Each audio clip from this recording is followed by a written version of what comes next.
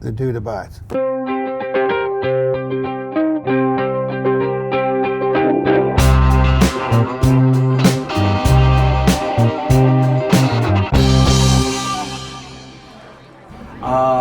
My twin brother is perfectly normal. Everyone always asks, oh, is he autistic too? No, perfectly normal, gets puss, is perfectly fine. I like saying that way. Not in real life, but like for joking wise. So like, dude, he gets puss.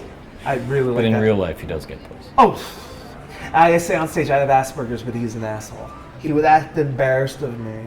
Like he would call me the golden child or a retard because the extra care my parents had to give to me because of my problems. And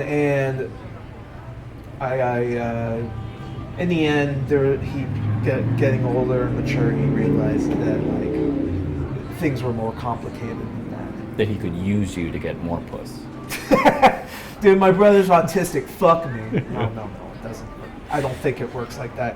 I'm not. By the way, once Maybe again, it I does. hope I did not come off as a chauvinist. Oh, I love human beings, and I don't want to be bad to men, women, or anybody. I think you come off as zesty. I should go on a little tangent here. I'm a big Howard Stern fan, but if there's one thing I don't like about the Howard Stern show, it's the whack pack. I hate those who would take advantage of others, and I feel he takes advantage of people with disabilities. And there's another show that they do at the Comedy Store that I won't name, that even if they don't do that at all, same thing with Howard Stern, even if they don't do it at all, I have a feeling because of how I experienced things as I grew up as an autistic person in school, I had this fear of being treated like a retard. Or being taken advantage of. I can't read situations, so I can still feasibly be taken advantage of. I always say to people when I feel like I am not your fucking retard. Okay, but what's an example of a social cue that you had to learn from someone telling you how to do it that you didn't pick up the way someone else might pick it up? And I still have a problem with this one.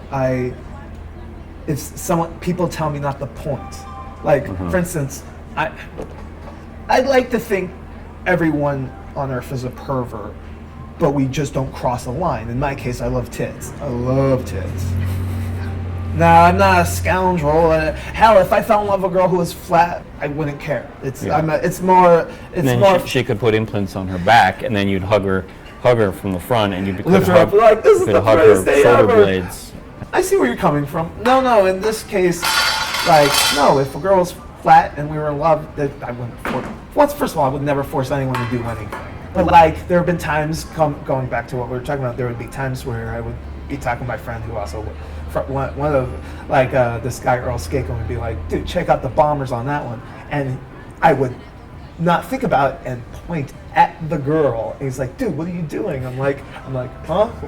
Yeah, I lost my virginity. It's great. And I say this on stage. Sex was so good. Having sex made me feel like I lost some of my autism.